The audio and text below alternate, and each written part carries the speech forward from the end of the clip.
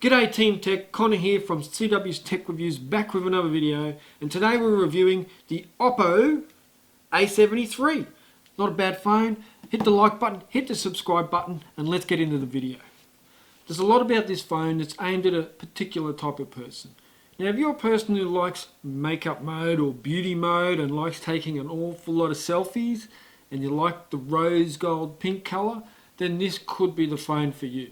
It does have a 16 megapixel camera on the front of the device. So that's a lot of this. That's a lot of, woo, check me out.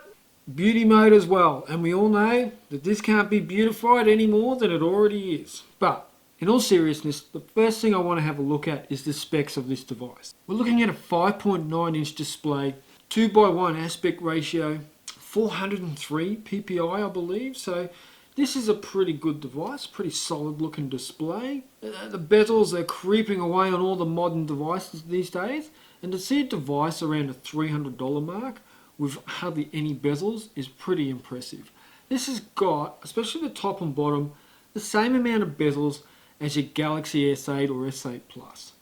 On the sides there's a little bit more bezel here and there, but definitely top and bottom it's reduced to a minimum. We're also running a MediaTek chipset. It's also an octa-core, and it's running a Mali G71 MP2 for the GPU. So this is pretty low end, but it's enough to do what this device needs it to do, and we'll get more into that later. The software is running ColorOS 3.2 and Android 7.1.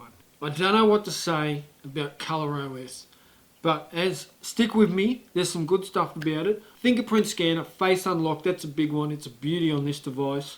Dual SIM, one 3G, one 4G. It's definitely plastic on the back and some sort of Gorilla Glass on the front. I'm not too sure. Maybe 5, maybe 3. Look, I know I've already touched a little bit on the design and the build of this device, but I do have to go over it. On the back you have the plastic, as I just mentioned. You've got your fingerprint scanner there in the right spot, and it works really quickly. I could not be happier with the speed of this fingerprint scanner. Then you have your face unlock, which in my opinion is the quickest you will get. I mean, it doesn't even register to the lock screen first and then unlocks. As soon as I press the power button, it registers my face and unlocks. I have tried it with photos of me and I've tried it with other people because I thought it was so quick, it was just pure dodgy. But no, I've been pretty impressed with it. I don't know if it's as secure as the iPhone. I actually don't think it is, but I'm happy enough with it. I'd say it's a bit of the old OnePlus Oppo relationship creeping in there, because that's some pretty cool technology on a $300 device. This device is hitting it out of the ballpark when it comes to design. Now this is an interesting point. This is where I'm going to talk about the software. ColorOS 3.2 on top of Android 7.1. And why it's challenging for me to talk about is ColorOS is basically a copy of Apple iOS 11, iOS 10, whatever. It's a copy of Apple on top of Android. So here's me, I turn it on, it's the first Oppo phone I've ever had, and I start playing around with it and it doesn't do what I'm expecting it to do. All the apps live on the home screen. When you swipe down from the top, you've got your notifications in an Apple style format. It's really confusing.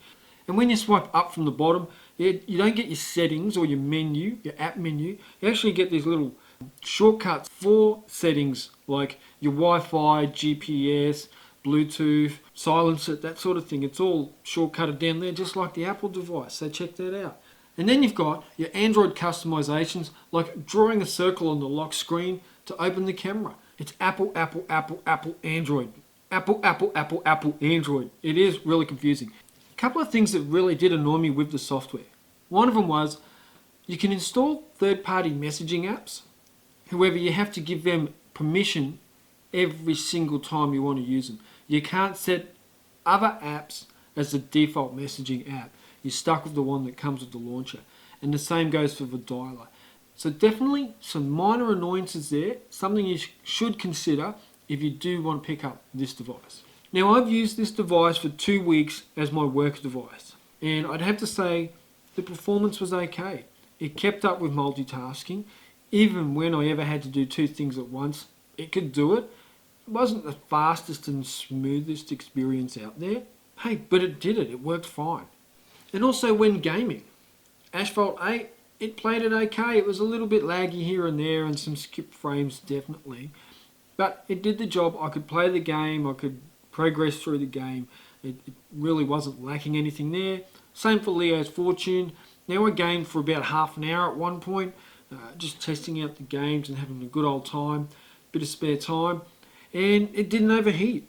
So whatever's in there, that chipset and the GPU, they keep it nice and cool. I guess they're not running too strong and too powerful, so I was pretty happy with the performance.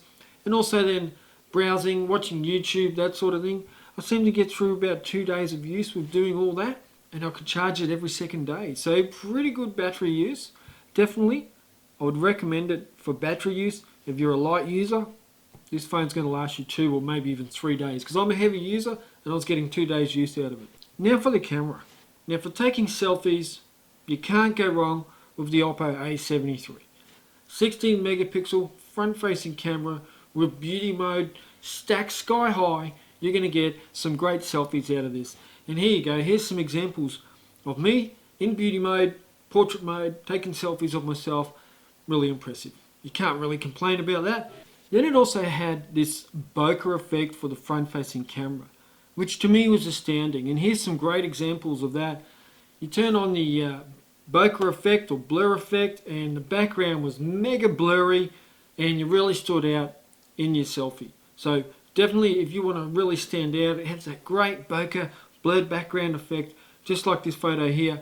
I think it's amazing, and you'll love it too.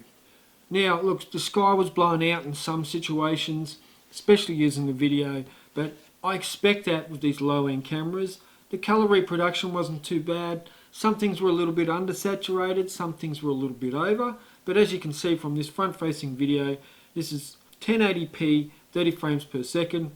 The rear-facing camera was much of the same. A little bit less exposure in the rear-facing camera, but still, hey, I got some good photos with it, and in really good sunlight, I got some amazing photos. As you can see here, we're out at a fun park for the day, and all the beautiful bright colours of the fun park show up really well in this video and in these photos. Key feature of the camera, front-facing camera, bokeh, blurred out backgrounds. That's the key feature, that's the selling point. You will be impressed with it. If you want something that's different, then get the Oppo phone. For me, it's different. It's too different. I'm an Android dude. I love my Android. So the Apple Oppo phone is going to go on Gumtree. I'm going to sell it. It definitely could be the phone for you. So don't dismiss it, but do your research. If you like Android a lot, then this might not be the one for you. If you like Apple, this could be the one for you. This could be your price range. I think you might enjoy it. That's it. Thank you for watching my review of the Oppo A73. I appreciate it. If you've made it this far through the video, hit the like button, hit the subscribe button, and I will catch you in the next one. Check ya.